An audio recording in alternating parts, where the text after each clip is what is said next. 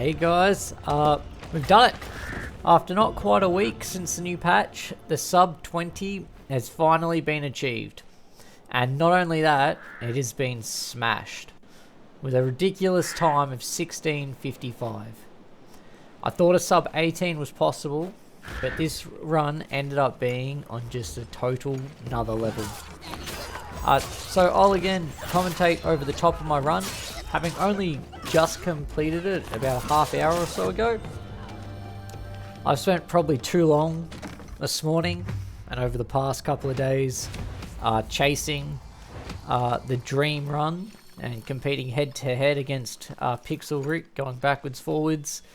He tries something new, I try something new, and then between the two of us have managed to come up with a meta run, and yeah, just changing things as we watch one another play, which has been a really good part of this speedrun actually. It's just the competitive element, but like nice competitiveness, like we're both sharing ideas and working together to achieve the same goal. But anyway, I had tried a few different strategies this morning and managed to get a 2011 time, which was better than my previous world record, using the twin swords. However, I was finding getting the cards I wanted to make that build successful was too RNG based, as I needed 2 or 3 different cards to really get the run going, on top of having the Endless Pockets armor. And so I decided to just give another run with the tried and tested, the longsword, the Great Weapon Master, so the 17% damage upon staggering an enemy, and Berserker combo. It's just too strong, or it's too consistently strong.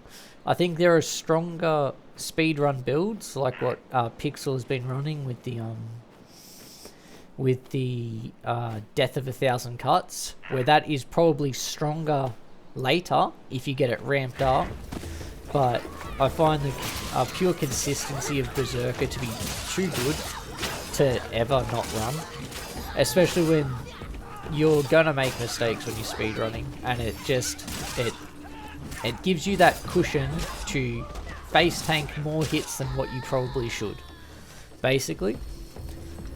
I had planned on hunting for the Blaze brand, which is when you burn an enemy, you are frenzied. So you become frenzied when you're burning an enemy. And the aim was to pair that with either the Crown of Fervor or the Cinder Bracer. Both of those, when frenzied, your attacks will cause burning. And the Cinder Bracer, it's a 5% chance, as well as an additional 5% per critical hit chance, or damage percentage, or something along those lines. So it works out to be roughly, I think, 30% chance when you add up all of those together, thus giving you a good chance of always being frenzied. And that would give you the additional 40% frenzy bonus damage, as well as the additional 15% whilst frenzied from the skill tree. I think that's what frenzied bonus damage is. I should probably check that before starting this. Anyway, well, we can look it up.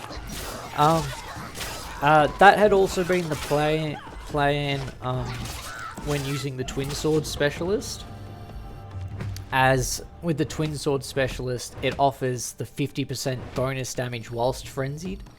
So you'd be doing 105% additional damage whilst frenzied.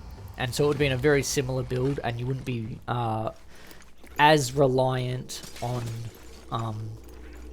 the coins or the stagger and things like that. But let's get to talking about this run. I've jibber-jabbered for 4.5 minutes already. So in this run again, started very similarly.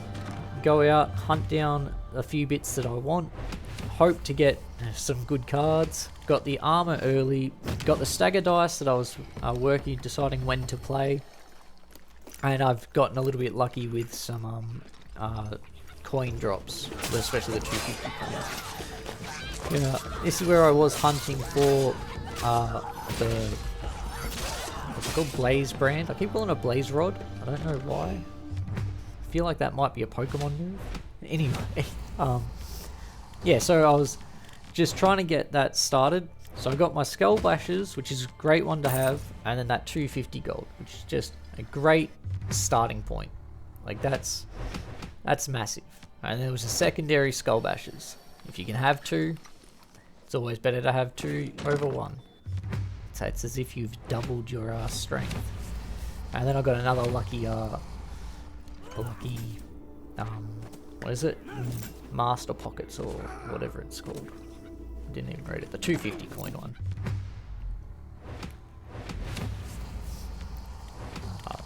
So what I had been finding is that I was running low on relic slots a lot of the time.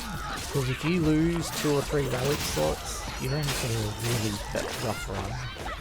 So whenever I see the relics, I have been picking those up. I know some of what we had been also doing was running the what was it we were running? Running for the pockets as well. Not pockets, potted riches.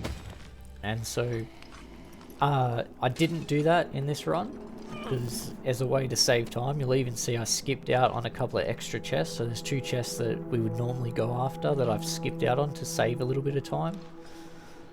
Again, as the main focus was to get the Blaze Rod, and that's why I was holding the Cinder Bracer. I don't think I even end up getting it to work in the end. But that had been the plan the whole time, and then I don't think it ever eventuated. I think I end up just getting lucky with everything else. I do know that Niffin is a big fan of the focus-based builds, and so I have been picking up the focus of the Inspired, or Strap of the Inspired. And I have been enjoying it. It's not doing what they say in the patch notes. It's supposed to be 70% increased focus, as well as something else, is what the patch notes said that it currently, or is supposed to do. So these times are still very much able to be beaten.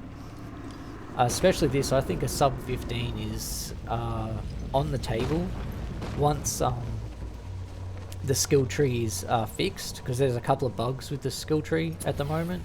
So the perk Obliterate, which gives you 10% more coins upon killing the Warden, doesn't currently work. So that would be a massive amount of extra additional gold each Warden you kill. As well as the coins at the start, it's stuck at 20 when it should be 80. So that would be another additional bit of just damage early on that could increase the speed of a run. One thing I had changed is I have been running different Wardens. So rather than running the Gale's Warden, which has been the common strategy, because the Gale's Warden has an additional 2,000 health versus the other Wardens, for whatever reason, I'm not sure why, but that's the only one to have like 11,000 health versus the others that all have 8,000 at tier 2.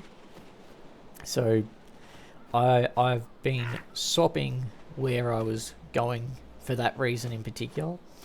And I found that I can get Frenzy easier, for me personally, when I fight the 2-handed Wardens. I'm much better at dodging their attacks, maybe because they're more telegraphed. And for some reason this was open, which I guess that maybe makes this not a glitched run, but I don't know, Pixel, you can let me know if you'll classify this or just add some time on, because that's... I forgot that even happened. If this doesn't count, I'll be very upset, is what I'm trying to say, because there's no reason that should have been opened. But if anything, that's a 10-second time save. We'll add the time on if necessary. But yeah, what I find is I'm better at avoiding damage from the 2-handed Warden. So I fight the Dusk Warden, and I also fight the Frost Warden. Again, I've got my extra 61 or 60% luck, or the 50% luck thanks to the fountain, which does come in clutch towards the end of this run, because I do pick up a really useful gold card just before the troll, which I'll talk about when I get to the troll. But yeah, from here I run to the Frost Warden instead. So again, doing the two bosses that have the two-handed weapons. I do know that earlier today when I was watching Pixel's VOD of his previously beaten world record of my run yesterday, he was talking, there was Lazana? One of the developers in his chat talking about different things where, like, our thoughts for how speedrunning goes and things like that. And a big one being about the armor. And there's a core reason that you need the pockets is because it ramps up your damage so well. And again, because it's easy to get quickly. Because it's a common item, you're not running about trying to find it. Some of the other armors could be much better, like the frenzied 50% more critical hit. I can't remember what that one's called off the top of my head, but that one would be perfect for a speedrun, but you're not getting... A good speedrun does not rely on gold cards. Like, a gold card is the RNG element that you're not...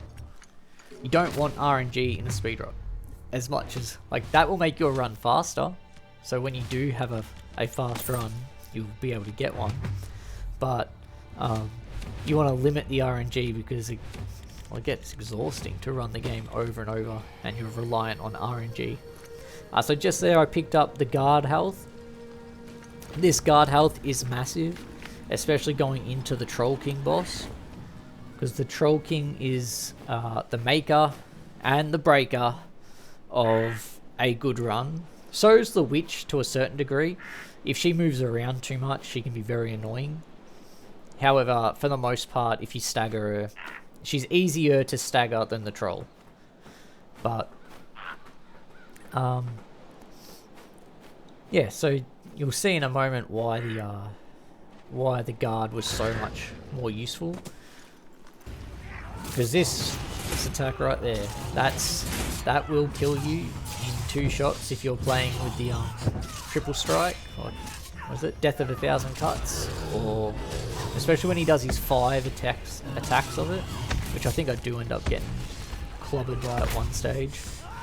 But again, having that extra guard health means I can just attack through what he's doing and guard through it, where typically you would get knocked over. Yeah, if you get it right. But yes, it's been definitely an interesting experience trying to fight this troll. He will, yeah, eat you alive if you're not careful. Now, right there, I probably didn't need to pick anything else up, but again, it ended up being worthwhile. That extra 250 coins comes in clutch. Very much so. So from here I knew that the run was going to be good, because once you've gotten past the Troll King, you know that your run's pretty well done, or pretty much over. Especially because Third Warden, provided you're versing Souls Wardens actually I find quite difficult to do quickly and consistently, because it just moves around. It's forever jumping back, getting ready to lunge at you, and your hits are never hitting when you want them to. Which is another reason I swapped out some of the Wardens I was running, as I think these are probably the 3 easiest for speedrunning now. I know I said the other day that Gales was a good choice, and it might be if you can pick up multi-strike, because any build that has multi-strike will be better than this current build that I'm running, but it is about the consistency in which you can get a good run going that makes it able to be replayed. Like, otherwise you'll just get frustrated that you're not getting the right cards or things like that. Or at least I know I will. Which is why I stopped speedrunning on the last one. That, and the fact that I knew that the game was going to change so much. The skill tree was going to change the time, so even hunting sub 30 on the last patch Yep, would have been great, but everything was changing.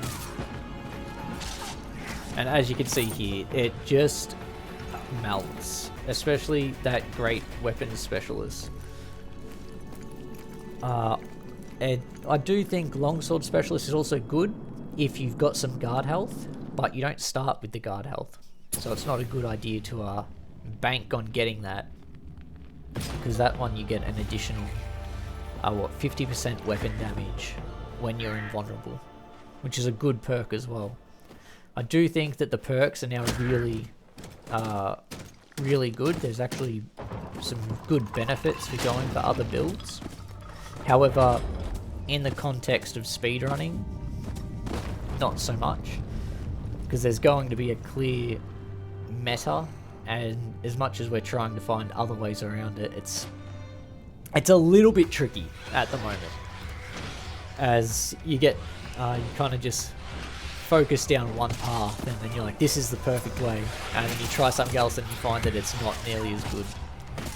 But as you can see, the Betrayer seems to probably get staggered too easily when you've got lots of coins and stagger dice, but please, again, as I've said before, don't change it. It will make it harder. The Troll King's the one that's the hard part. Well, unless of course you can learn how to dodge all of its attacks, in which case then it'll be fine. But no. Here I was just trying to get the sub 17. I looked over, I was like, oh, it's doable. And hit. Whoa. Here I'm just trying to hit. I should have been moving away. But yeah. That was probably actually 1654, but no evil. No big deal unless Pixel manages to go and beat me and get 1654, and then I'll be like, well, mate, my time would have been there. But anyway, that's your sub 17 minute run. Like, it's a 1 in 100 run at that point. Not even really, because the cards that I had were not actually that game breaking. So there's potential for this time to still be beaten again. But if you enjoyed the commentary like this, let me know. I'll start hunting on some other records, I guess, for the moment. Until then, enjoy yourself.